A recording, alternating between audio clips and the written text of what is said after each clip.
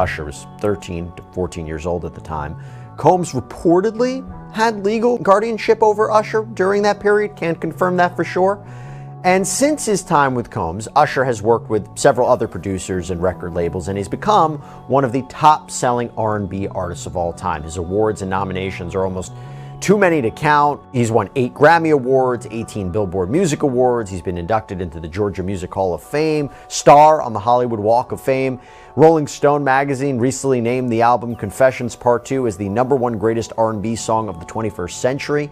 The magazine also ranked the song's music video among its 30 sexiest music videos of all time, and VH1 wrote that he was the best dancer in pop since Michael Jackson. And of course, Usher recently performed last year at the Super Bowl halftime show, so he's not just any musical artist, he is a superstar who, you gotta say, his success has been at least partially attributed to his time spent with Sean Combs.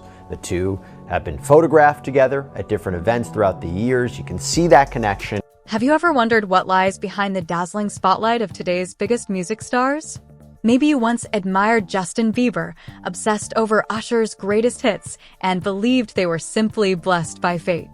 But today, we're taking a hard look through a much colder, more twisted lens. A world only those who've lived it can truly understand. Allegations against Sean Diddy Combs, a man once hailed as a legend in the music industry, are forcing the business to confront its darkest corners. But what's even more shocking? The people now speaking out are Diddy's former protégés, the same musical prodigies we once idolized, like Usher and Justin Bieber.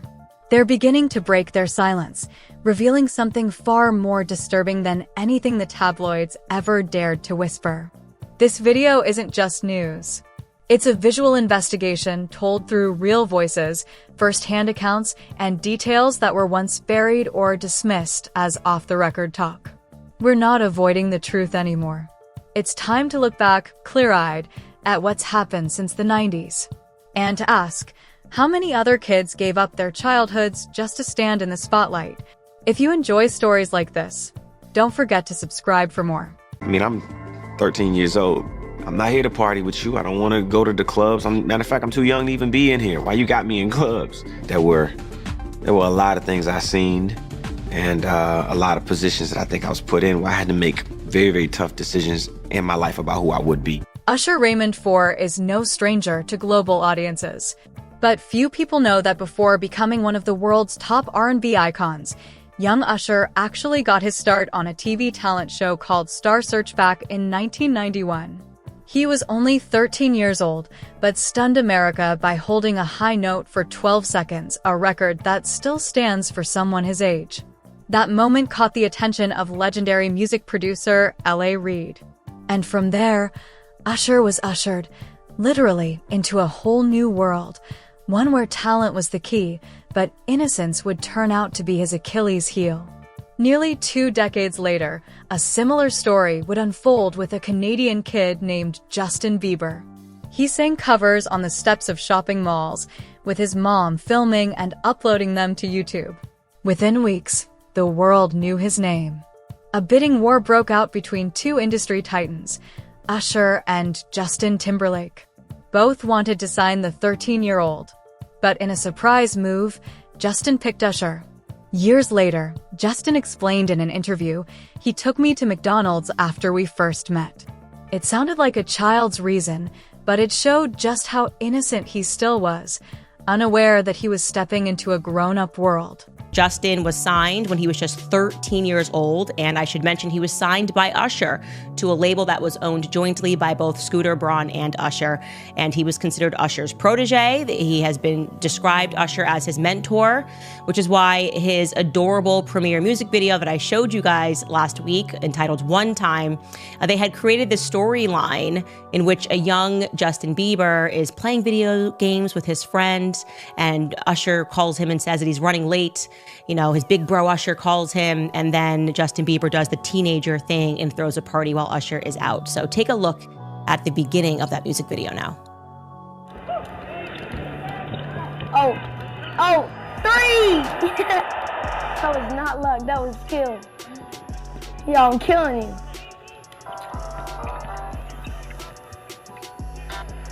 Yo, Usher, JB, what's up, man? I'm just playing video games with Ryan. You think you can hold the house down till I get back? Yeah, I can do that. All right, my man. Yo. And that's how it starts. And then all of a sudden he has a party. And like I said, you can imagine for a 13-year-old kid, I think he's 14 in the video, what a big deal. You're with Usher, one of the princes of R&B, and now he's your mentor, and you're doing what you love, you're singing songs, and their long relationship has been well documented throughout the media. The chilling coincidence? Both Usher and Justin, despite being from different generations, were placed under the guidance of the same man, Sean Combs, better known as Diddy.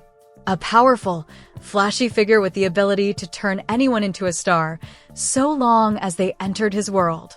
With Diddy, this wasn't just about mentorship. It was control, ownership, a process he dubbed, quite innocently, Flavor Camp. Spoken about this time in his life with Combs. For example, in 2004, Usher told Rolling Stone that Combs introduced him to essentially sex.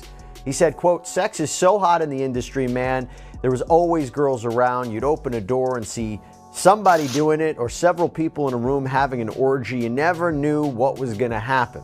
On the Howard Stern show in 2016, Usher talked about his time with Combs too, saying there was definitely a lot of wild partying, but he doesn't think he was really able to understand what all was going on.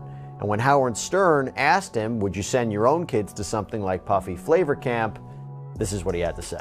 What a life. Yeah, it's pretty crazy. 14 years old. You're a dad now. Would you ever send your kid to Puffy Camp?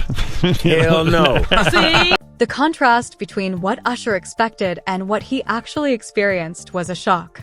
And that was just the tip of the iceberg. In an episode of Heart to Heart, a talk show hosted by the famously blunt Kevin Hart, Diddy was asked about his early relationship with Usher. Diddy joked, half serious, "Usher and I used to wrestle over a box of Frosted Flakes." Harmless on its own, except for what happened next. Diddy abruptly pulled Kevin off camera, as if trying to stop the conversation mid-sentence, realizing he may have said too much. That brief moment, just seconds long, spread like wildfire online. Suddenly, people were digging up the past, uncovering threads on Reddit, TikTok clips, and think pieces all asking the same thing.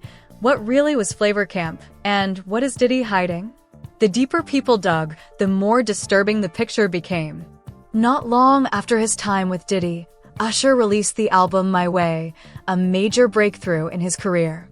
But what raised eyebrows was the content of those songs, especially Nice and Slow, which featured mature themes and suggestive lyrics far beyond what you'd expect from a teenager. Usher's mother reportedly intervened, pulling him back home out of concern. A former bodyguard who worked with Diddy later revealed that late-night parties often went on for hours, parties where a still underage Usher was encouraged to socialize with much older adults. No one would say exactly what happened at those gatherings, but one thing was clear: they were not meant for kids. In the entertainment world, where everything is bathed in glamour, stories like these are easy to dismiss. But as more witnesses began to speak out, Diddy's image started to shift from musical icon to something far more controversial. A question started to emerge: was Flavor Camp really a talent program, or a twisted experiment to test how far the powerful could push the limits of morality? If Usher's story was the first warning bell, then Justin Bieber's journey was a full-blown alarm, loud, unmistakable, and impossible to ignore. At just 15 years old, Justin had become a global sensation with his hit Baby, dominating the charts and capturing hearts everywhere. But at the same time, he became one of the most vulnerable assets in the entertainment machine. Just like Usher years earlier, Justin was arranged to meet Diddy. It was framed as a 48-hour, inspirational getaway, an experience that, according to Diddy himself, gave Justin a taste of the life every 15-year-old dreams of. But what exactly was that dream? According to now-deleted Instagram posts, Justin appeared alongside Diddy in unsettling settings: a secluded beachfront mansion, no one else around, a forced smile on his face, eyes tired. One photo stood out, the two sitting on a yacht, captioned, "Just me and him, no one else." At the time, Justin may have thought it was all part of growing up. But fans began to ask, a teenage boy, traveling alone with a grown man, no guardian present, and they call it mentoring? Something's not right here. That sense of unease only grew when Suge Knight, a notorious figure in the hip-hop world currently serving time in prison, made a chilling claim during an interview with Michael Frenzy. What'd they do to him? Because there's a lot of speculation out there, but nobody, I've heard things, but what did they really do to him? They had sex with him. When he was a kid? I hate to say that. I hate to say that because I really like Justin Bieber. I feel bad for Justin Bieber. And this wouldn't have happened if Justin Bieber came from a wealthy family. Justin Bieber pretty much came from a poor family, but the young man was so talented, and he could have been bigger than Michael Jackson. But the question of the drugs and the stuff he allowed these grown men to do to this little boy is unhealthy, and it's fucked up. No grown men supposed to be getting high and doing drugs and drinking with a kid. You had grown men would take Justin Bieber. A grown man take Justin Bieber when he was young to a vacation, a romantic vacation, showing pictures on the Instagram with no women, nobody else but a grown, successful man and this little kid. And even if you and I was going on vacation together, and regardless if wise, mad or not, it's definitely not going to be in me and you. It's going to be mad because we're going to have some there. Or I'm not going to be sitting on a romantic island, just you and me. Hell you no. know what I mean? Hell no. I'd rather take the chance. I'd rather take the chance of my girl saying, hey, you up there having parties and all. You right. She damn sure ain't going to say this, you and I on a romantic island. That's us. Following his teen stardom, Justin began to spiral behavioral issues, wild parties, drug use, smashing cars, getting arrested, checking into rehab.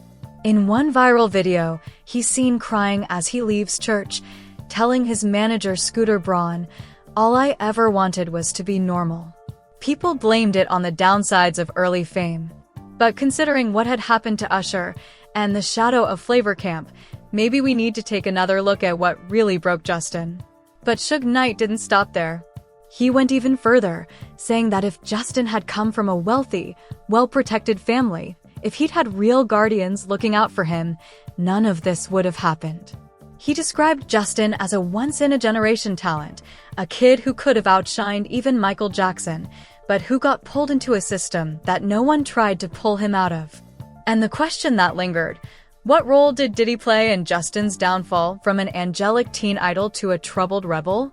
If Suge's account was just one dark thread, other witness testimonies started weaving a full-blown nightmare.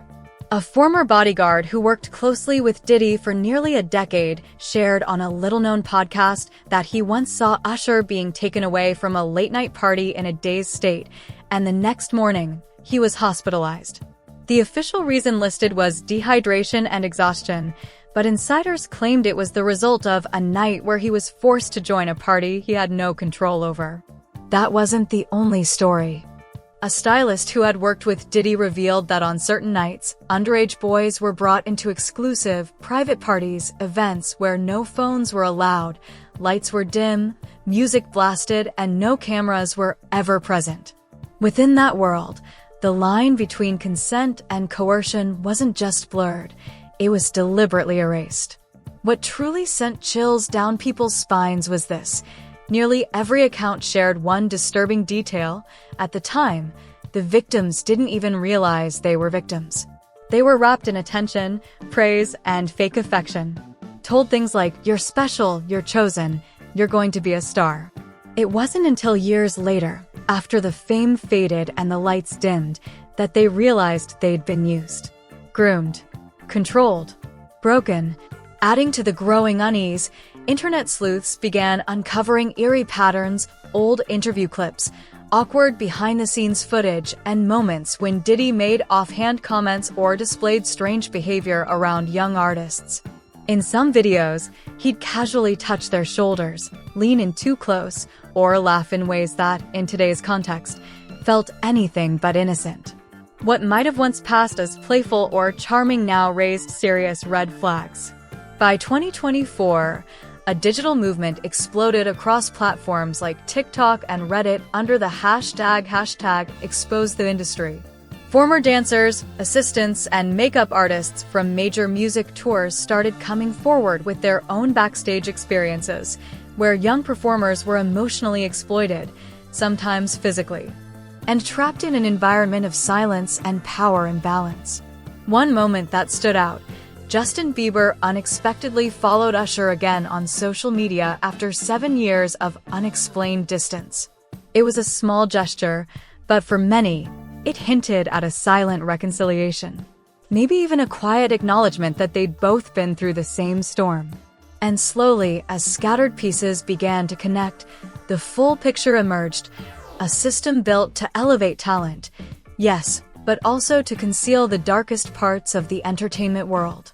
Victims who didn't know they were victims until it was far too late.